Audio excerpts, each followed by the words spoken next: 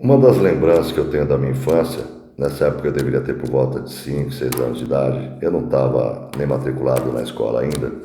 Eu tinha uma espécie de alergia nos calcanhares e que me dava rachaduras muito profundas e eu não conseguia apoiar os calcanhares no chão, andava na ponta dos pés. Minha mãe, com os recursos da época, tentava todo tipo de remédio para sanar essa enfermidade e não curava. Mas eu me lembro que nessa época, perto aqui de casa, eu sou da capital paulista, da zona noroeste, é o bairro Pirituba.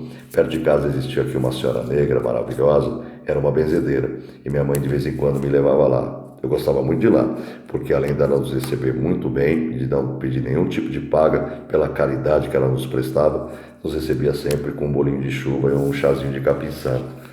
Mesmo sendo pequeno naquela época, eu não entendia como ela nos recebia tão bem, porque eu ouvia coisas que ela não ouvia, do desprezo, da chacota e das piadas que algumas pessoas brancas faziam em relação às pessoas negras. O tempo foi passando e quando eu entrei na escola, comecei a conhecer a história do Brasil, passei a entender menos ainda. Como pessoas que foram mortas, torturadas e que contra elas foi cometido todo tipo de crueldade e absurdos, conseguiam tratar pessoas brancas com carinho e com respeito. Eu chegava a pensar que essas pessoas negras, elas eram superiores humanamente e espiritualmente aos brancos.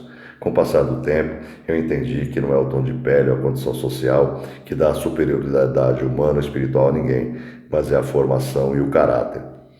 No dia que antecedeu a comemoração do Dia da Consciência Negra aqui no Brasil, houve uma exposição nos corredores que ligam as duas casas legislativas em Brasília. Num desses quadros tinha lá uma gravura de um artista plástico e nessa gravura um rapaz negro ao solo, ferido e algemado por um policial militar que dava as costas com a arma ainda fumegante. Por conta disso, um deputado federal eleito aqui pelo PSL de São Paulo, Coronel Tadeu, se achou autorizado a ir lá arrancar e pisotear essa placa, porque, segundo ele, essa gravura era ofensiva aos policiais militares, porque condenava os policiais militares a serem todos homicidas. Mas essa placa não acusava os policiais militares de serem homicidas. Nessa placa existia uma informação. E segundo a informação dessa placa, que são dados do Anuário do Fórum Brasileiro de Segurança Pública, entre 2017 e 2018, a cada 100 pessoas mortas pela polícia aqui no Brasil, 75 são negras. Então não pode ser coincidência. Os negros são alvos preferenciais das forças de segurança no Brasil. Isso porque, segundo o IBGE, 55% da população brasileira é negra. Essa ação desse coronel Tadeu foi comemorada e corroborada por um outro deputado federal eleito pelo mesmo partido PSL. Não por coincidência, o deputado Daniel Silveira, o mesmo que ajudou a arrancar a placa de Marielle no Rio de Janeiro.